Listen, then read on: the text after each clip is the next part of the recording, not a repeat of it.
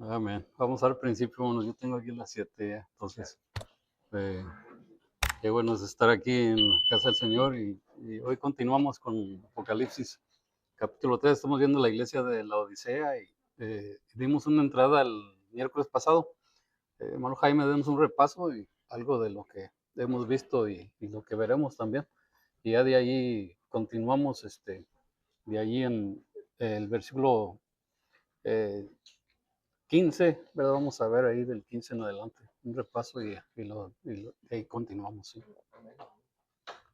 Eh, es la séptima iglesia, la iglesia de la Odisea. El hermano comenzó con una cita de un historiador de la época, de Tácito. Se llamaba Gayo Cornelio Tácito. Nació en el año 22, murió ahí por el 120. O sea, el, él vio los primeros eventos de esa época, porque es importante. Él hace una anotación que el hermano dice que pasó un evento en el 60, citó y que mostró que ellos no necesitaban nada. Pero ¿por qué a veces es importante ver la historia? Tácito fue ha sido uno de los que nombra a Cristo, nombra a Jesús, y más que todo el movimiento del cristianismo fuera de la condición bíblica. Eso es importante. O sea que es como que las noticias o el reportero o el de la época hable de un evento sin que esté sustentado bíblicamente. O sea, es un evento fuera de paralelo, junto con Flavio Josefo, otro. Él era un, un intelectual desertor judío, que básicamente ellos eran historiadores. Otra cosa interesante que vimos es que los historiadores o están en consenso a la época, y el hermano ocupó una frase mnemotécnica de las 3 R's: riqueza, ropaje y remedios. Eso lo citó, me gustó porque lo citó como elemento base para el entendimiento de lo que, de un contexto, pues. Ya en la parte espiritual estamos viendo de que es un mensaje a un lugar autosuficiente. Uh-huh. Y es en lo que la iglesia no debe de ver. Así como estos historiadores vieron este Cayo Tácito, no vio, porque era niño cuando fue la crucifixión y todo eso, ya había pasado, pero vio el movimiento de Cristo Uh-huh. en la época, y en la época en el imperio, pero también logró observar ciudades autosuficientes. Nosotros vivimos en una sociedad, casualmente, en una sociedad muy autosuficiente, muy sobreabundante, muchas riquezas. Entonces, debemos de ser quizás los más aplicados a oír este mensaje. Uh-huh. Jesús en veces habla a grupos, habla a los pobres, habla a los que están deseando justicia, habla a los perseguidos, pero también habla a los que se creen fuertes por sí mismos, pero hay arrepentimiento. Uh-huh. Y hay condición, y por eso venimos aquí, para visualizar y para ver y para contrastar ya personalmente, contrastar nuestra condición ante Cristo, y vemos que ni somos autosuficientes, ni somos ricos, y no somos absolutamente nada, pero en Cristo está toda la suficiencia para el ser humano. Y apenas comenzábamos y vimos solo parte del versículo. O sea que se está formando el mensaje, en eso nos quedamos, se está formando el mensaje estructural no sin antes ver el contexto que estaba pasando en esa parte de Asia que se llamaba la Odisea. Amén. Gracias, hermano. Uno de los puntos, ¿verdad?, que vemos en el, buenas tardes, el versículo 14, una de las cosas que vemos es el título que Jesús utiliza, ¿verdad? Y es muy interesante porque él se menciona como el soberano de la creación de Dios, ¿verdad? Y la Odisea, conforme a conforme decía el hermano, la Odisea se creía autosuficiente, como que eran soberanos en su destino, diríamos, soberanos en su futuro, pero realmente no lo eran, ¿verdad? Y el Señor ahora sí viene y establece quién es Jesús, el verdadero soberano, no un soberano, el soberano, ¿verdad? Y entonces inicia con esa introducción, fiel y veraz, testigo fiel y veraz, el amén, ¿verdad? Y entonces el versículo 15 habla de las obras, conozco tus obras. En otras palabras, aquí en este caso, igual a las otras iglesias, el Señor menciona conocer sus obras y hay que entender que no está hablando cada vez de buenas obras o malas obras, está hablando simplemente de obras, ¿sí? Lo que han hecho como iglesia, lo que han hecho como congregación. Y en este caso, ¿qué les dice? Conozco tus obras, que no, sé que no eres ni frío ni caliente, ¿sí? Ni uno ni el otro. Y como decía la semana pasada, ¿verdad? Algunos dicen, es que recibían agua fría de tal lugar y agua caliente de tal lugar, para cuando les llegaba a la ciudad era tibia. La mayoría dicen que no existían esos acueductos ni algo de ese tipo de construcción. Todavía habría señas de eso.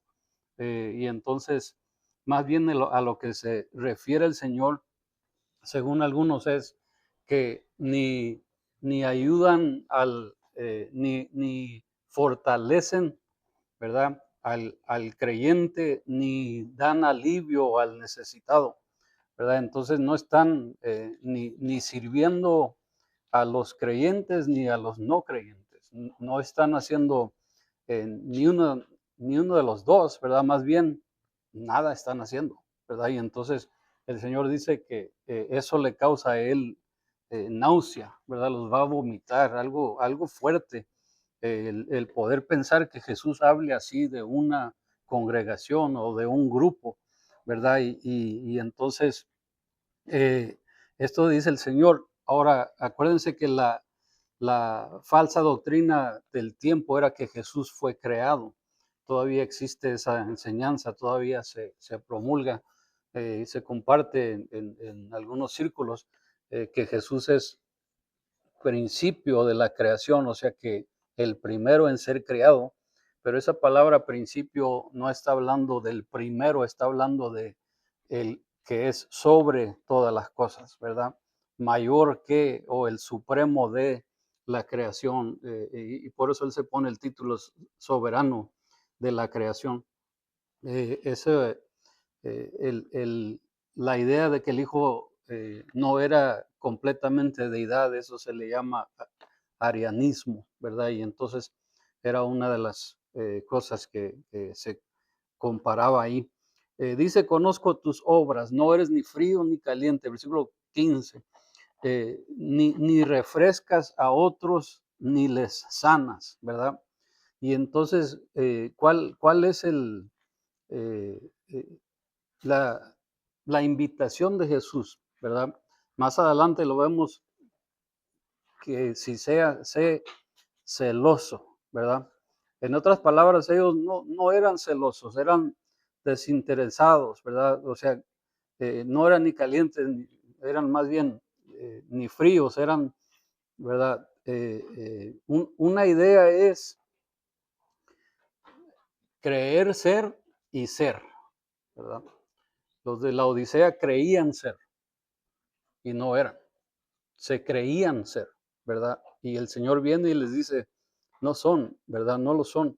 Eh, algo que podemos ver que habla Santiago es en cuanto a la fe infructífera, ¿sí? Dices que tienes fe, muéstramela, ¿verdad? ¿Verdad? No, no digas que tienes, muéstralo. Y entonces, es fácil decir, ¿verdad? Es fácil creerse, y ojo ahí, ¿verdad? Hay que tener cuidado que el Señor ve las obras, el Señor está notando y tomando en cuenta cada cosa que uno hace. Viene a mi mente la parábola del hombre que dice, alma mía, ahora sí, gózate y descansa, pues ya muchas riquezas tienes, ¿verdad? ¿Y qué dice el Señor? Esta noche, ¿verdad? Vendrán por tu alma y luego ¿quién va a gozar esas cosas? Entonces, Él puede pensar y puede decir lo que quiere, pero el que tiene el último juicio es el Señor. Entonces, eso lo menciona ahí. Vea conmigo versículo 16. Vamos a tratar de avanzar un poco ahí. Versículo 16 continúa entonces y dice, por tanto, como no eres ni frío ni caliente, sino tibio, estoy por vomitarte de mi boca. Dice, Él conoce sus obras, y literalmente está probando sus obras, ¿verdad? Es como eh, tomar un vaso de sus obras y decir, no sé si le ha pasado a usted, ¿verdad? Le falta especia, le falta sal, le falta algo a esta comida.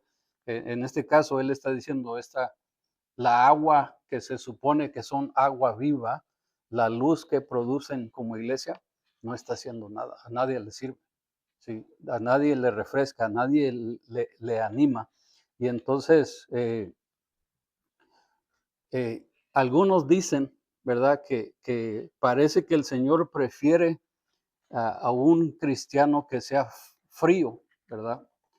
Pero sonaría contrario, ¿verdad? Si decimos que el frío es pecador y caliente es cristiano, cometemos el error porque Jesús no quiere que ninguno perezca, ¿verdad? Y entonces no está diciendo el Señor, prefiero que seas pecador o creyente, ¿verdad? Pero no tratar de hacer los dos.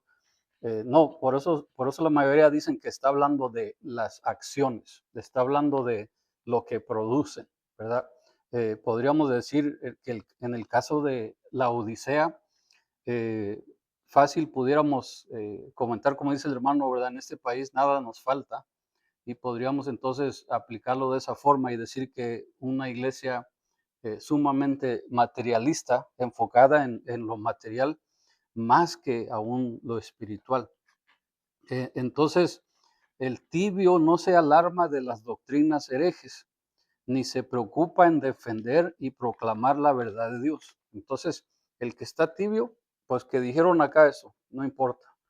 Pues que hablaron mal del Señor, no importa, ¿verdad? No, no tiene ni una ni otra, no tiene una doctrina establecida, firme, y entonces da la idea ahí de que ellos no solamente no estaban dispuestos a defender, no estaban dispuestos a representar, ¿sí? Una cosa es defender, otra cosa es representar. Si no hay persecución, nuestra tarea es, ¿verdad?, representar.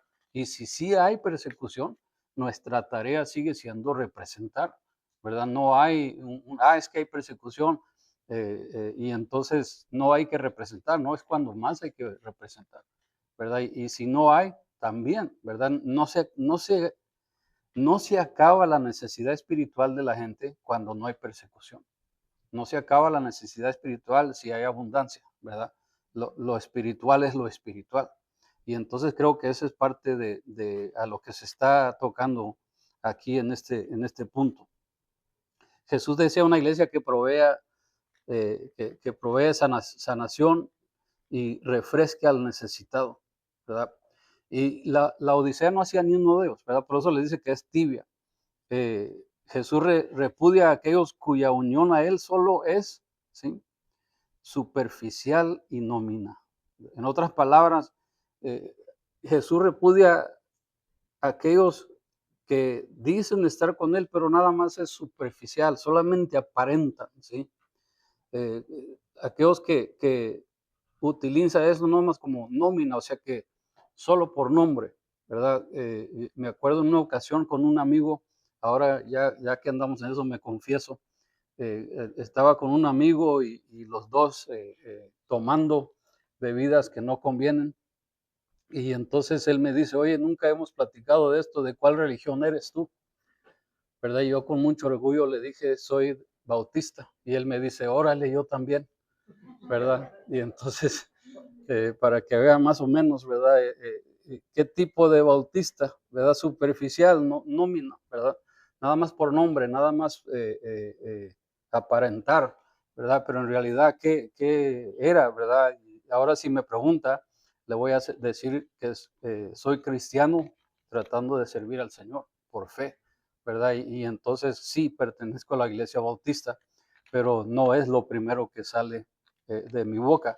En el caso de ellos, la Odisea, ¿qué tipo de iglesia son? Somos una iglesia que teme a Dios, que ama a Dios y que sirve a Dios, ¿verdad? Y pero ¿dónde se ve? ¿Sí? Si le preguntamos al Señor Jesús, ¿qué dice el Señor? Ahorita vamos a ver lo que el Señor dice de esto, ¿sí? Versículo 17, entonces, la definición del cristianismo materialista. Esto es como ellos se definen a ellos mismos y el Señor está respondiéndoles a ellos lo que Él percibe de su actitud. Versículo 17 dice, dices, hablando a la iglesia, soy rico, me he enriquecido y no me hace falta nada, pero no te das cuenta, ¿sí? De que el infeliz y miserable, el pobre, ciego y desnudo, eres tú, ¿verdad? No, ¿cuál es la definición personal de uno? ¿Verdad? Y hay un cierto peligro, ¿verdad? Cuando hablamos de la autoestima, porque puede ser contraproducente. ¿Por qué dicen Romanos que ninguno tenga más alto concepto de sí que el que debe tener? ¿Verdad? Y el peligro entonces ahí es pensarse más de lo que de veras es. La Odisea eso pensaba. Somos ricos, tenemos todo, no ocupamos ni la ayuda del gobierno. Y como mencionaba el hermano a ese historiador Tácito, él dice que la actitud de la Odisea era, bueno, por lo menos él lo dice así, no ocuparon ayuda ni del gobierno ni de Dios mismo, ¿verdad? Para reconstruir su ciudad. Y entonces, ¿cuál es la definición según Jesús de esta iglesia? Número uno, soy rico. Número dos, por mis propias fuerzas me he hecho rico. Número tres, nada necesito. La respuesta de Jesús es que su pobreza de ellos está completa, ¿sí? Ellos están ignorando lo que de veras es pobreza. ¿Pobreza en qué sentido? Espiritual, ¿verdad?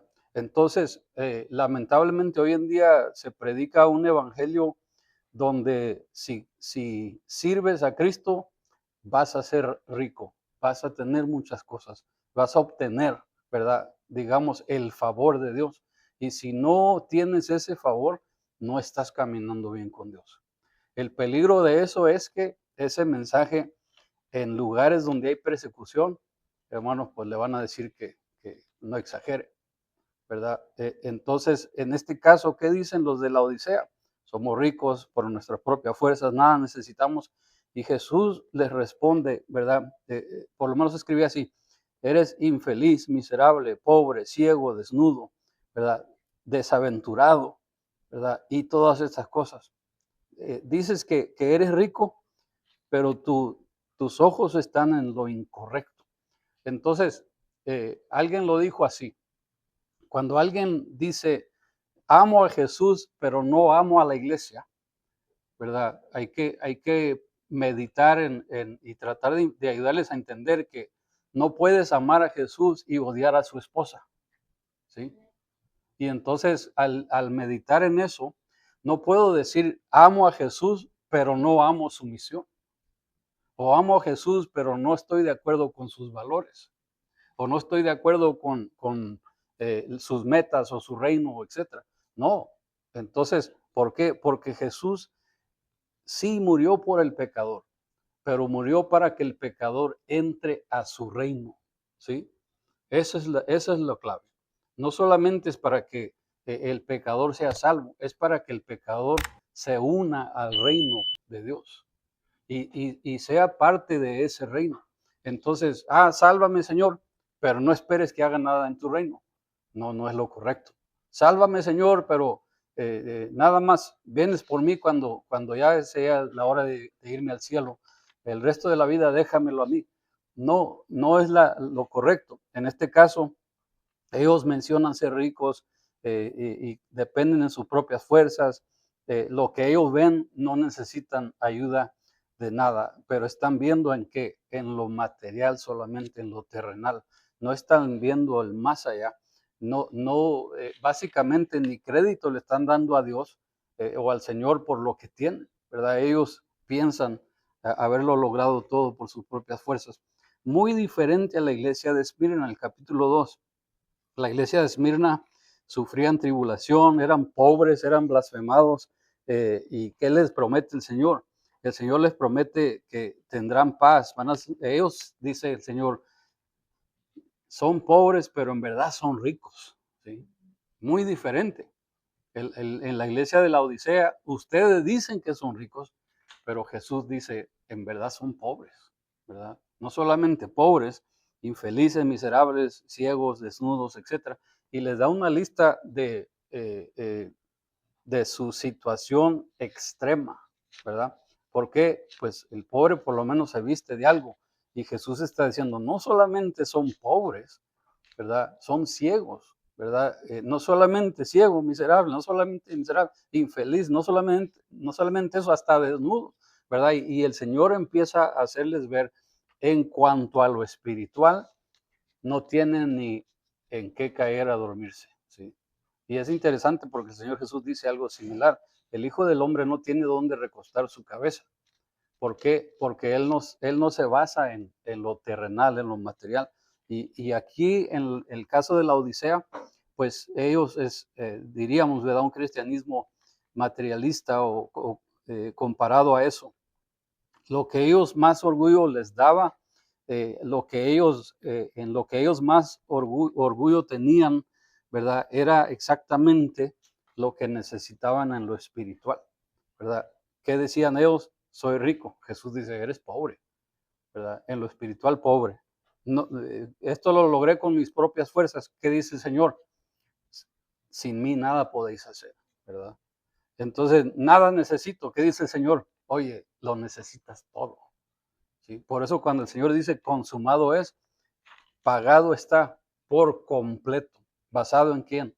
En Él solamente, ¿verdad? Entonces, una nota extra ahí, este se lo doy sin cobro extra. Noten estos textos, versículo 15, yo conozco, versículo 17, yo soy, versículo 18, yo aconsejo, versículo 19, yo reprendo, versículo 20, yo estoy, versículo 21, yo he vencido, versículo 17, tú eres, ¿verdad? Note cómo el Señor viene y habla con ellos y por lo menos en esta parte, si vamos a hablar de matemática, ¿verdad? 1, 2, 3, 4, 5, 1, 2, 3, 4, 5, 6, 6 a 1, ¿verdad? 6 de parte del Señor, yo a 1, tú, ¿verdad? Eres. Y entonces el Señor habla directamente a este grupo, a esta congregación. Versículo 18, entonces viene el consejo, ¿verdad? Viene de parte del Señor. Por eso, perdón, te aconsejo que de mí compres oro refinado por el fuego, para que te hagas rico, ropas blancas para que te vistas y te cubras tu vergonzosa desnudez, y colirio para que te lo pongas en los ojos y recobres la vista. ¿Sí? ¿Qué dice el Señor? Te aconsejo. ¿Quién? Jesús, el mismo testigo fiel. Les está diciendo que este es mi consejo para ustedes. ¿Por qué da ese consejo el Señor? Porque la Odisea no solamente era un lugar de medicina, ¿verdad? No era solamente un lugar de finos ropajes, ¿verdad? Especialmente color negro por la lana de las ovejas que se reconocía, ¿verdad? En toda la área. No solamente eso, también era un lugar, un centro bancario, ¿verdad? Y entonces, ¿qué es lo que está diciendo el Señor aquí? El Señor les está hablando como un consejero financiero, ¿verdad? Les está diciendo, yo te aconsejo. En otras palabras, si Dios dice haz esto, ¿verdad? Y irá bien, pues hermano, hay que hacer eso, ¿verdad? Bienaventurado el varón que, y dice, no hizo esto ni esto, pero que sí hizo, ¿verdad? Meditó en la palabra de día y de noche. Entonces, ¿qué dice? Todo lo que hace prosperará, ¿verdad? Y aquí entonces el Señor le dice a esta iglesia, yo te aconsejo. Piensa en quién recibes tu consejo. En este caso, el Señor está adelantándose y les está ofreciendo esto. ¿Okay? ¿Por qué? Porque el enfoque de la Odisea, hermanos, según Mateo 6:33, su enfoque no era el reino de Dios, ¿verdad? ¿Qué dice Mateo 6:33? ¿Verdad? Mas buscad primeramente el reino de Dios y justicia y todas estas cosas os serán añadidas, ¿verdad? Y entonces esta iglesia no estaba buscando primeramente el reino de Dios, no, al contrario, el reino de Dios era el reino de ellos, lo que ellos ya habían definido. El Señor les dice, compren el oro que yo tengo, ¿verdad? Para que sean que verdaderamente ricos. ¿Cómo vamos a comprar oro de Jesús? ¿Verdad? Obviamente el Señor está hablando en cuanto a su pobreza, ¿verdad? Nuestra pobreza. ¿En qué sentido? Pues voy a ganar el favor de Dios, voy a comprar el favor de Dios. ¿Con qué? ¿Con qué se compra eso? ¿Verdad? ¿Qué tanto dinero puede tener la Odisea para que Dios diga, gracias Iglesia de la Odisea por todo lo que me han dado? Hermanos, no hay tal cosa, ¿verdad? La Odisea, entonces el Señor primero lo que hace es que les hace meditar en, no importa su riqueza, comparado al reino de Dios. ¿Sí? Lo que yo tengo no se puede comprar. Ustedes no podrían comprarlo. Sin embargo, está la invitación a que hagan esa comparación. Y entonces también les dice que compren qué más. ¿Sí? Ve ahí conmigo. Les invita y les dice que también al comprar ese oro para que te hagas rico, y luego dice ropas blancas para que te vistas. Ellos estaban orgullosos de sus ropas negras y el Señor no está hablando de ropa terrenal aquí. Cuando habla de ropas blancas, vestiduras blancas, está hablando de vestiduras de justicia y pureza. Está hablando del el vestuario de los que caminan en el reino de los cielos, ¿verdad? Y entonces el Señor les está diciendo, tengo oro para venderles, tengo ropa, vestiduras blancas, ¿verdad? Y luego aparte te invito a que unjas tus ojos con colirio, esa pomada. ¿Por qué? Porque estás ciego. ¿En qué forma ciegos? Espiritualmente ciegos, ¿verdad? Ellos eran reconocidos por vender la medicina que ayudaba a los ciegos en todas partes. Y el Señor les está diciendo, ¿qué dice el refrán, verdad? Médico, sánate a ti mismo, ¿verdad? Y en este caso es interesante que el Señor Jesús, eh, creo que en parte al estudiar las parábolas y eso, al ver las obras del Señor, Él escupe en la tierra, hace lodo y se la pone en un ciego. Ve y lávate. Y el ciego recobra la vista, hermanos. Así de plano, ¿verdad? Entonces, es algo tremendo que en otra ocasión escupe y talla los ojos de uno y no, todavía veo como borroso, ¿verdad? Lo vuelve a hacer pero lo sana al instante. ¿A qué nos está llevando eso? Que el Mesías quitaría la ceguera, no solamente física, pero la ceguera mucho más importante, la ceguera espiritual. Y entonces el fiel testigo y verdadero testigo de Dios le está diciendo a esta iglesia, hey, los ciegos son ustedes. ¿Sí? Los ciegos son ustedes porque eh, piensan que están haciendo un bien y en realidad están confiando en su medicamento, en esto y lo otro, en su ropaje, en su dinero, ¿verdad? Pero en lo espiritual están vacíos, no tienen nada, no han logrado nada. Entonces, continúa y los invita a esto. Este comprar, vamos a verlo de esta manera y quiero que lo medite de esta forma. comprar, pues obviamente no podemos comprarlo de parte del Señor, pero sí hay un costo, sí hay un costo. ¿Cuál es el costo? Renunciar a todo. Vende todo lo que tienes, dáselo a los pobres y tú sígueme, ¿verdad? Y entonces ese es el costo, ¿verdad? El comprar es dar todo por algo. Y entonces el Señor les está usando ese término de comprar, no como quien dice, saquen su dinero y démenlo y yo les voy a dar esto otro. Está dándoles a entender que tienes que decidir, no puedes servir a dos señores.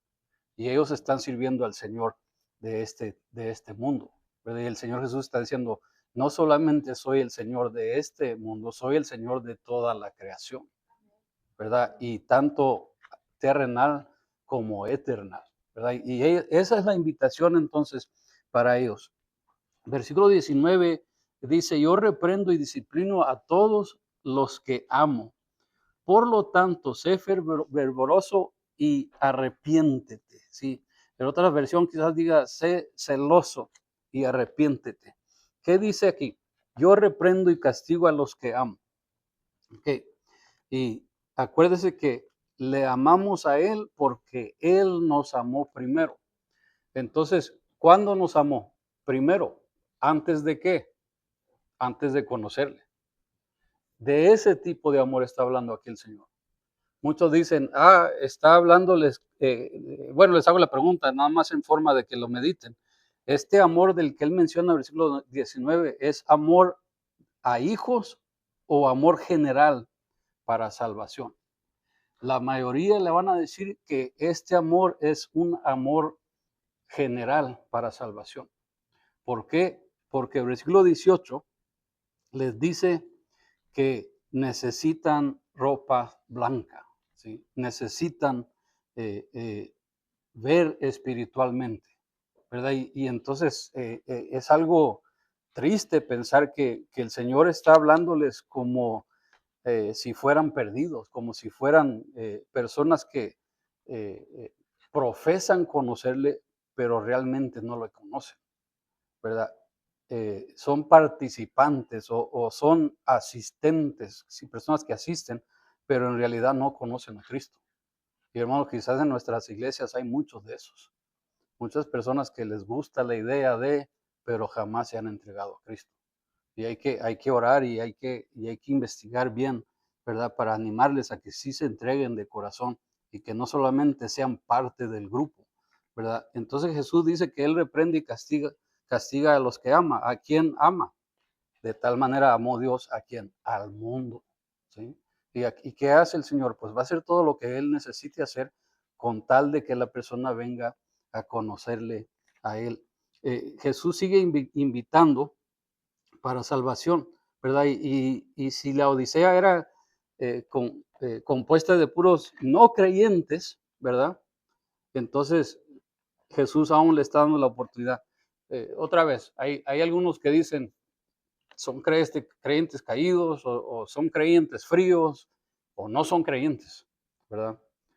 El peligro, cualquiera de los tres que usted escoja ahí, el peligro de la Odisea es que el juicio está, ¿sí? El juicio ya está, ¿verdad? Y entonces ahorita lo vemos un poquito más para que comprenda conmigo un poquito más.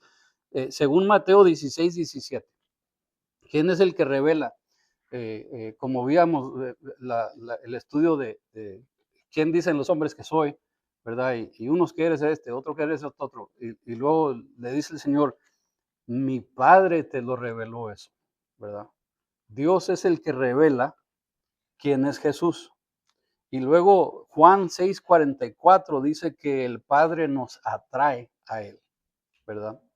Entonces hay una obra de parte de Dios que Él es el que nos ayuda a ver, Él es el que nos ayuda a comprender. Ahora en sí, cada quien decide, pero sí hay obra de Dios allí.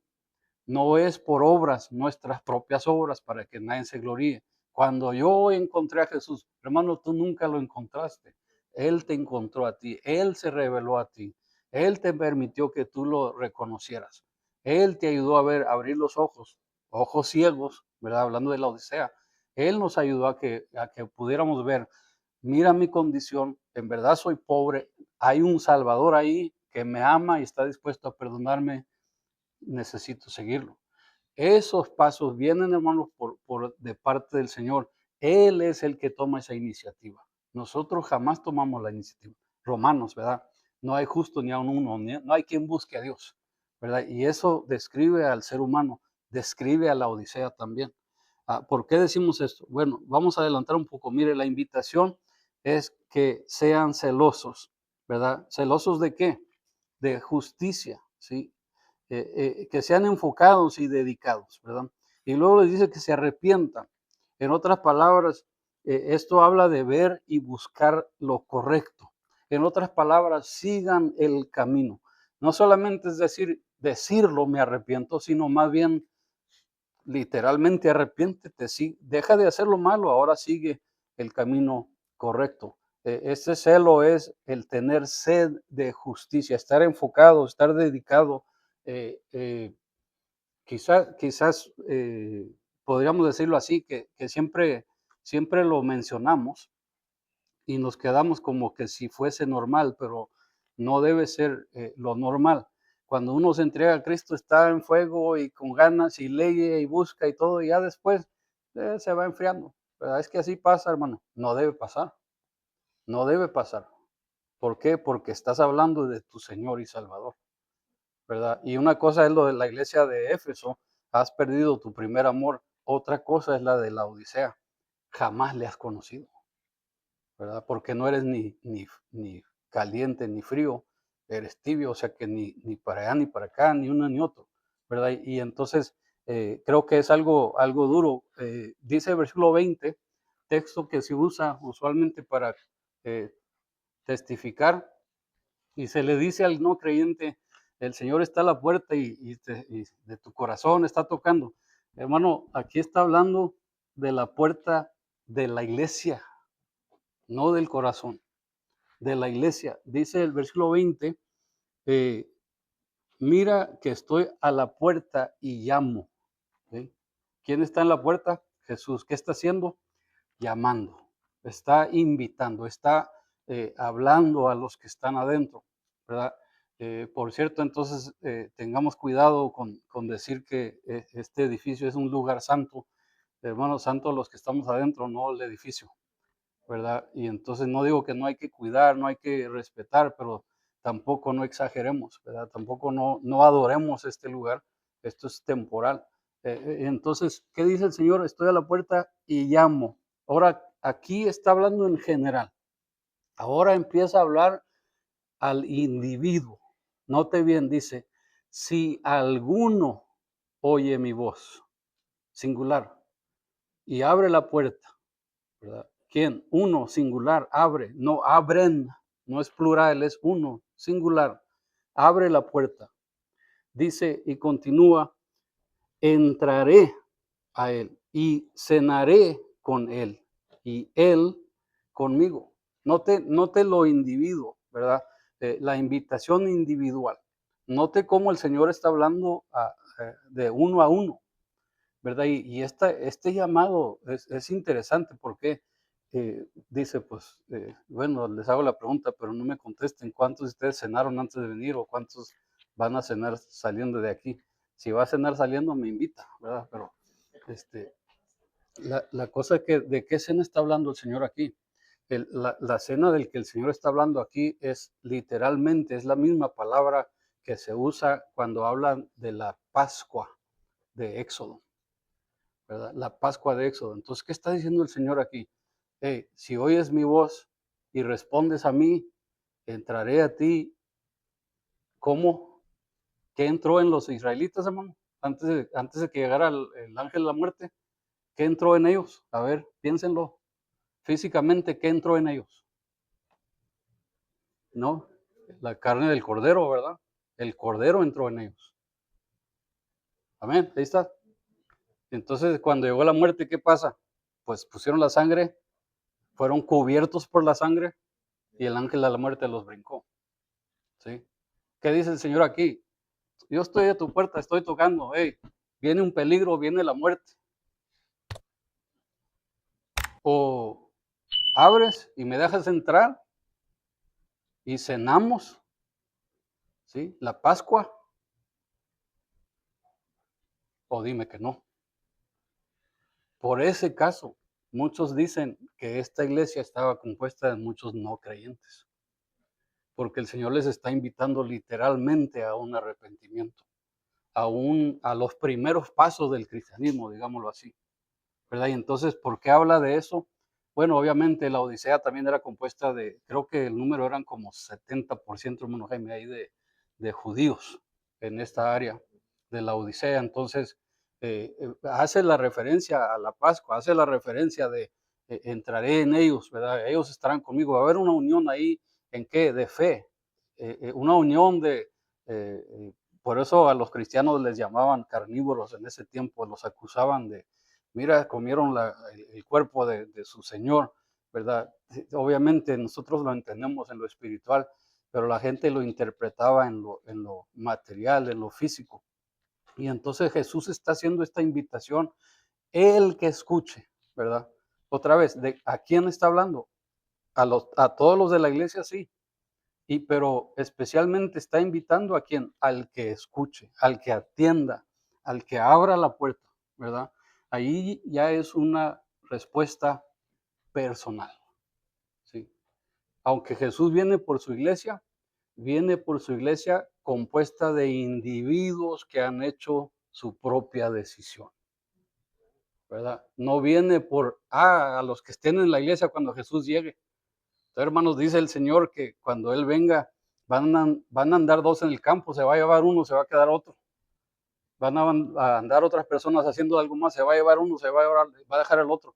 Entonces, no se trata de dime con quién andas y te diré quién eres. No, en este caso no, hermano. En este caso más vale que te asegures que seas de Cristo. Ah, pues que ando con cristianos. Cuando Cristo venga, aquí te vas a quedar, hermano. Aquí te vas a quedar, amigo. Así que no se trata de con quién andas. Ah, es que me junto con los cristianos porque son buenos para hacerme bueno. Hermano, lo único que te va a hacer eso es Cristo Jesús. Así que hay que tener eso en mente. Algo de qué pensar, ¿verdad? Que el Señor está tocando la puerta. En otras palabras, Jesús está afuera del templo, ¿verdad? Y está haciendo esta invitación. Hay dos condiciones que Él menciona. Número uno, el que oiga, ¿sí? El que oiga, ¿verdad? Lo que el Señor dice. Dice, estoy a la puerta y llamo, si alguno oye mi voz. Número dos, y abre, ¿verdad? El que oye mi voz y abre la puerta, ¿verdad? Se lleva entonces, la fe viene por oír, ¿verdad? Pero también la fe se demuestra en la acción, ¿verdad? No solamente oír, pero también abra. Y Él promete que entraré a Él, ¿verdad? Habrá comunión, ese compañerismo, esa intimidad. Eh, Celebrarán, como mencioné ahorita, la cena de la Pascua juntos. Eh, Iglesia de inconversos, bueno, pues pensemos en esto, ¿verdad? Versículo 18, no tenían vestidos blancos. Versículo 18, no veían lo espiritual. Versículo 20, Jesús llama a que abran y salgan, o abran y lo dejen entrar, ¿verdad? Entonces, es salir es algo, un punto yo creo interesante conforme a lo que usualmente se comparte. Continúa entonces el versículo 21, al que salga vencedor, le daré el derecho de sentarse conmigo en mi trono, como también yo vencí y me senté con mi Padre en su trono. Sí, el que venciere se sentará conmigo en mi trono, ¿verdad? No, no el que dice ser, el que venciere, ¿verdad? Ese vencer no es obras, sino más bien es continuar firme en lo que uno es. En el caso de la Odisea, según la descripción de Jesús, hermanos, tibios. El tibio no puede entrar, según lo que vemos aquí, ¿verdad? El tibio no tiene derecho. Y entonces, ¿a qué se refiere en lo espiritual? Obviamente, ¿verdad? Y entonces decimos, pero es que no es por horas, es por gracia. Sí, sí, pero obras demuestran la gracia que hayas recibido. ¿Sí? Entonces, tiene algo que ver ahí. Al cristiano se le ha reservado este lugar. Entonces no es nada más, tú nada más di nada más que sigues a Jesús y ahí tienes tu lugar ya establecido. No, no es nada más dilo. ¿Verdad? ¿Sabes que dónde queda la fe? Entiendo si es por fe, pero también la fe debe de moverme a ser diferente a lo que antes era. Si digo tener fe y sigo igual, hermano, mi fe está en pregunta, mi fe está en duda, ¿verdad? Creo en Jesús, pero sigo haciendo lo mismo de antes, mi fe está en duda, ¿verdad? El Señor no envía a su Espíritu para dejarnos igual, ¿verdad? Si alguno está en Cristo, el Señor viene y lo sella a uno. Y ese sello entonces no es para que sigamos en lo mismo, sigamos de la misma forma. Hay cambios. Ahora no, algunos sí cambian de un día para otro. Otras personas, como la mayoría de los que aquí estamos, nos tardamos años, ¿verdad? Hablo de ustedes, no de mí, ¿verdad? Pero nos tardamos mucho tiempo. El Señor todavía sigue trabajando en nosotros, sigue moldeándonos. Sin embargo, gracias a Dios que nos está moldeando. Amén. Gracias al Señor que sigue con esa paciencia obrando en nosotros.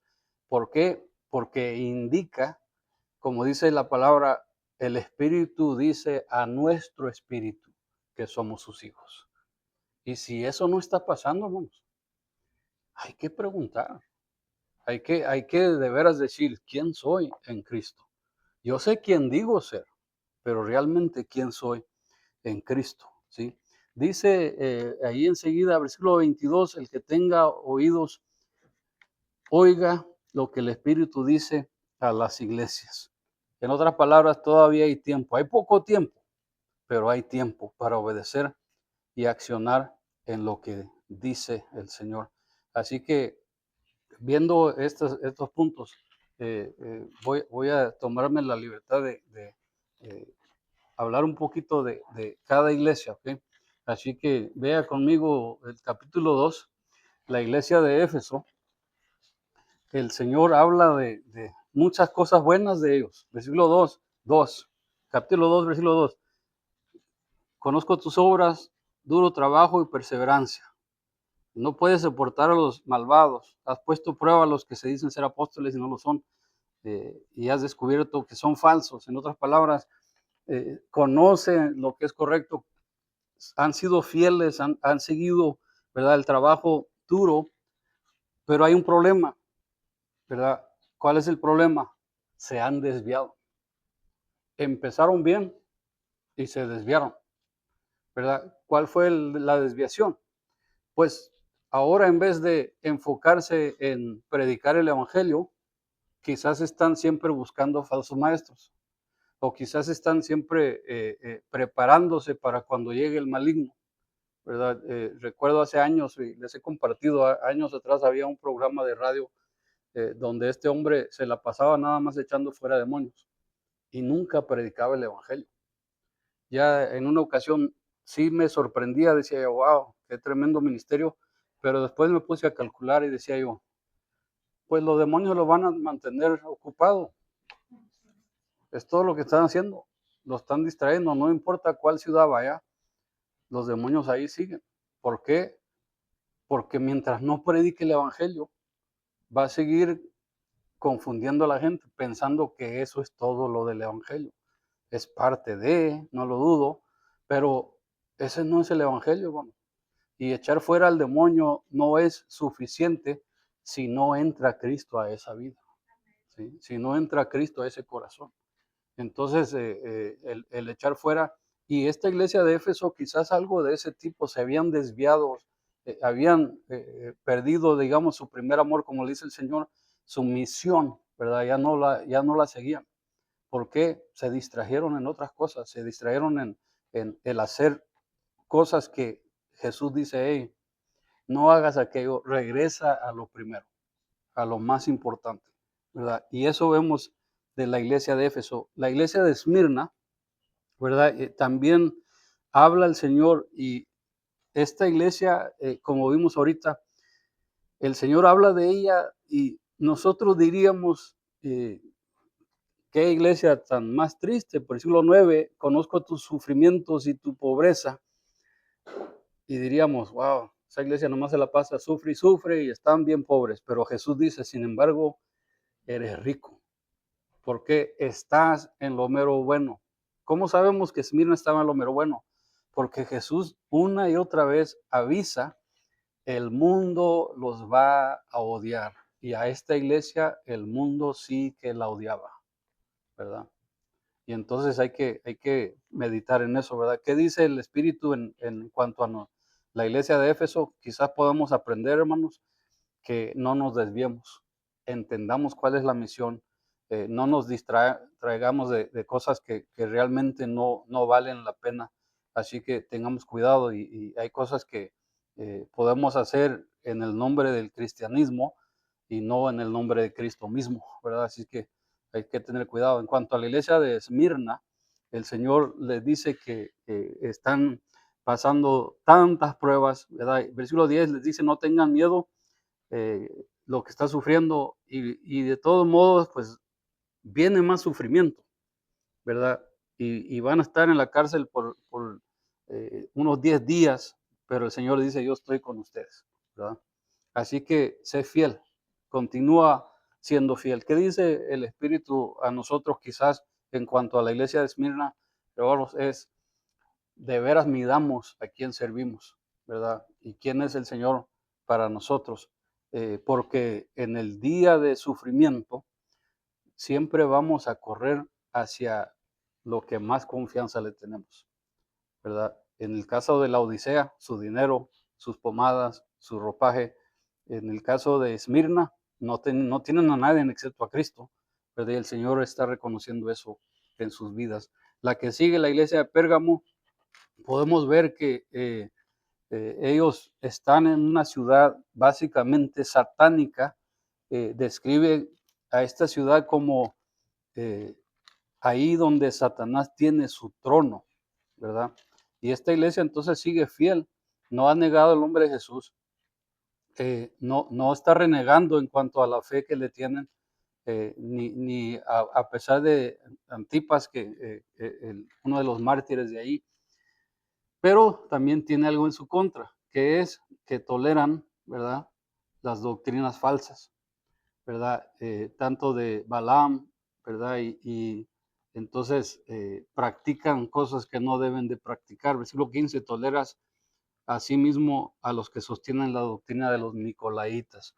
Entonces, ¿qué es lo que le dice el Señor, ¿verdad?, a esta iglesia? ¿Qué nos diría a nosotros el Señor a través de esta iglesia? Parte de, podría ser, entiende lo que has creído y sé firme en ello, ¿verdad? Es que cambian los tiempos, cambian y cambiarán, pero realmente no hay nada nuevo debajo del sol, ¿verdad? Ya lo que se ve ahorita ya se veía, hermanos. Ya dicen que la caída de Roma mucho tiene que ver con las prácticas de inmoralidades y lascivias y todo eso. Entonces, en este caso, ¿verdad? No hay nada nuevo, ¿verdad? La caída de imperios grandes siempre ha sido por causa del pecado y no son pecados nuevos. Entonces, siempre obra el enemigo de esa forma. Es que los tiempos han cambiado, hay que cambiar la doctrina. No, hermano, no, para nada. La palabra del Señor no cambia, ¿verdad? No importa qué tiempo sea, el Señor es el mismo ayer, hoy y por los siglos, ¿verdad? Eso no hay que cambiarlo. Y en esta iglesia, ¿verdad? Ellos estaban dispuestos a tolerar. No dice que los aceptaban, los toleraban, no los contradecían, ¿verdad? Y hay que tener cuidado con eso. La iglesia de Tiatira, ¿verdad?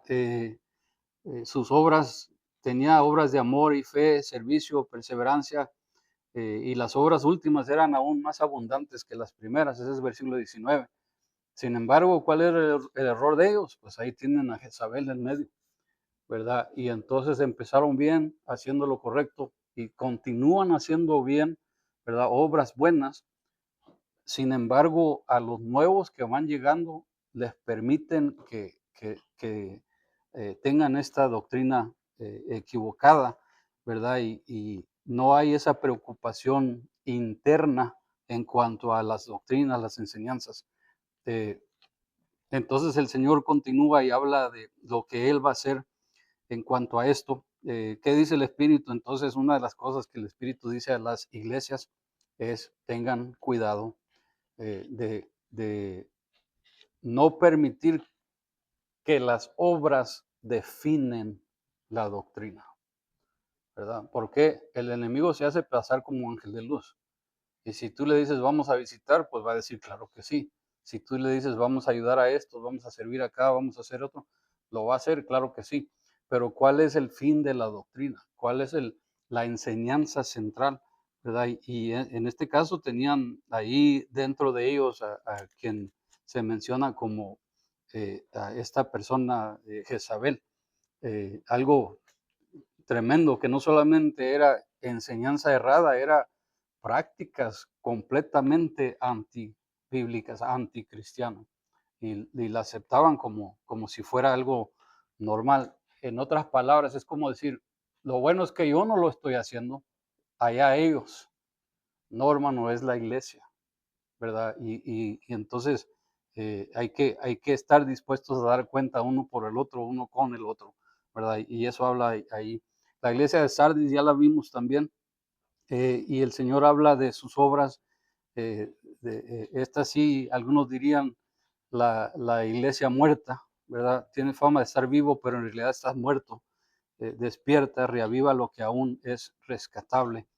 Eh, Algo positivo es que sí habían oído, ¿verdad? Sí habían recibido, y el Señor les habla que lo obedezcan y se arrepientan. Y luego les habla de que se mantengan despiertos. Hay algunos ahí que no se habían manchado, ¿verdad? Y entonces el Señor habla muy positivo de ellos. Sin embargo, ¿verdad? Hay algo de qué preguntar, ¿verdad? Que hay que tener cuidado cada quien por su propio ser, ¿verdad? Y no culpar al grupo, no culpar a la iglesia. Usted no va a dar cuentas por su iglesia, usted va a dar cuentas por usted. ¿Sí? Y en este caso, ¿verdad? La iglesia de Sardis, el Señor dice, hay entre ustedes algunos que no se han manchado, ¿verdad? Porque saben, entienden su relación con Dios, etcétera, ¿verdad? La de Filadelfia la vimos también, y esto habla de sus obras. Conozco tus obras, delante de ti he dejado una puerta abierta, y aunque el Señor sabe que esta iglesia está cansada, tiene pocas fuerzas, el Señor no deja de encargarle aún más. ¿Por qué? Porque el Señor conoce las fuerzas que Él ha dado. El Señor conoce el propósito. ¿Y quién tumba un árbol que da mucho fruto? ¿Verdad? Nadie, ¿verdad? Al contrario, el Señor tampoco, en este caso de la iglesia, pues va a seguirla usando, y le anima, versículo 11, aférrate a lo que tienes, ¿verdad? Aférrate a ello, sigue haciéndolo. ¿Qué dice el Espíritu a las iglesias? Una de las cosas que podemos ver aquí, que nos dice el Señor, es que el Señor Jesús jamás deja de acompañarnos en todo momento, ¿sí? Y entonces, sea cosa difícil, sea asunto de cansancio, cuando se trata de su obra, Él dará el socorro necesario, ¿verdad? Oportuno. Él dará todo lo necesario con tal de que sigamos fieles en su camino, y eso le dice a la iglesia. Pues obviamente la de la Odisea, terminamos con esa, ya lo que estuvimos viendo, qué es lo que el Espíritu quizás diga a las iglesias de hoy en día es: enfóquense bien en por qué hacen lo que hacen, ¿sí? ¿Cuál es el propósito final de las cosas?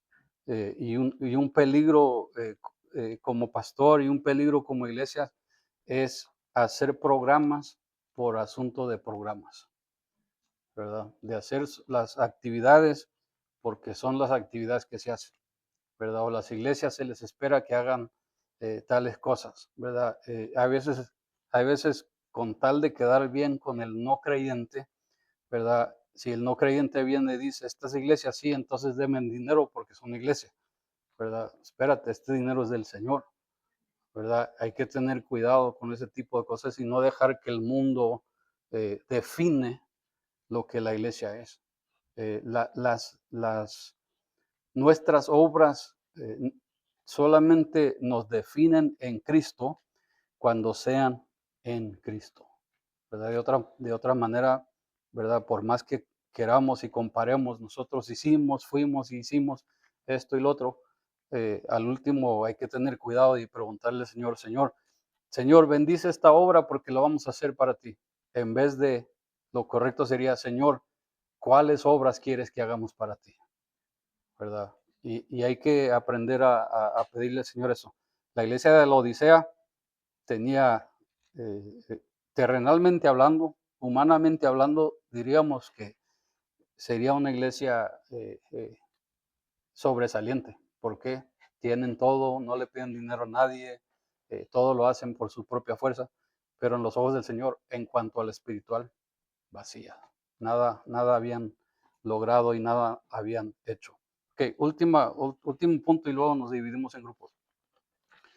Estas iglesias, algunos los definen de esta manera. ¿Okay? Hay 3 puntos de vista. El primero de ellos es que son 7 iglesias que existieron con sus necesidades y obviamente sus retos de parte del Señor. Así que son 7 iglesias que existieron, sus instrucciones, etc. Número 2, estas 7 iglesias sí existieron, ¿verdad? Y vemos sus interacción del Señor con ellos, pero también representan las diferentes tipos de iglesias que existen, ¿verdad? Y entonces hay que tener cuidado, ¿verdad? Porque, pues, ¿cuál iglesia vemos ahí y cuál iglesia le vamos a pedir al Señor que seamos?